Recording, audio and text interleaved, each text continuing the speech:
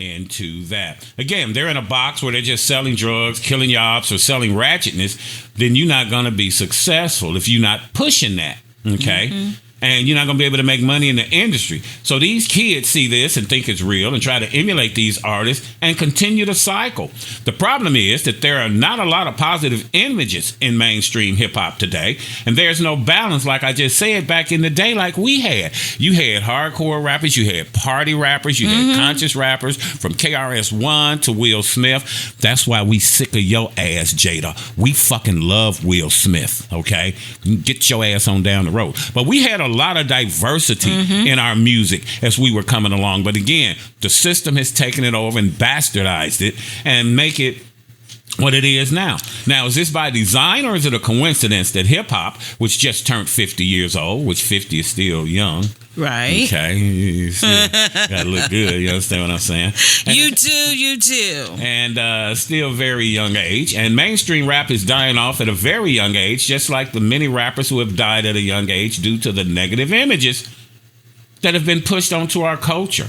So many rappers have overdosed from drug usage, been murdered, and a gang of them in prison, trying to live a lifestyle that's a fantasy. This shit ain't real.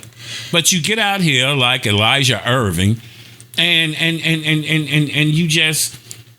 you embrace this. And being a rapper is one of the most dangerous professions there is. On the planet. And as far as musicians, as far as the different genres of musicians, they definitely ranging from 5 to 32 times higher than other genres. That's a lot. Ain't nobody else doing that shit but us. Nobody. The Beefs, we lost two of the greatest in Tupac and Biggie, all over some bullshit.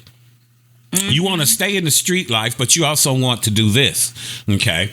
And it's just sad how we let these people lead us by our fucking noses to get into this shit and push this shit on our culture about killing ourselves. Okay? This crap, the negative shit about rap has been pushed onto the culture. And again, a lot of them drug overdoses, shot down, or in prison. So who's to blame? Do you blame the system or the artist? And you just heard Charleston White explain it to you because your sister-in-law, Tara, has a nephew here in Dallas, Mo 3. That's my brother's nephew. Oh, your brother's nephew. Yes. Well, I see Tara does a lot. So that's because she's very close with her sister-in-law, who is my brother's But he was sister. shot down here in Dallas, behind some bullshit. Behind some bullshit. So this youngster's gone, and they all leave here at such a young age. Now, I do believe in holding the artists accountable, myself, but the biggest problem to me is the system. But Charleston White, again, just broke it down for you. I didn't write them raps in your head about killing your brother. You did. And if I see the opportunity to make money off of that and feed my damn family, what the hell you think I'm going to do? And, you know, again, the biggest problem is the system that's keeping the one-sided representation going on within the culture. For the young black boys, it's the gangster spirit. And for young black girls, it's the ratchetness and hoe culture. Now, again, taking perks, drinking lean, shaking your ass, titties hanging out. All of this is promoted within our community like it's something great.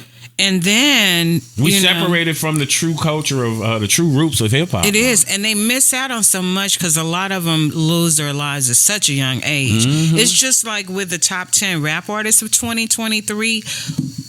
One of the guys on the list, Juice WRLD, he is one of the ones that is no longer alive, and he's not here to enjoy the fruits of his labor, right? And enjoy being, in the top 10 rappers of 2023 or things. It's just really a sad situation as to the things. And then another thing, it's like the bigger the chains, the more diamonds, the better. You spending all your money on these big ass goddamn chains.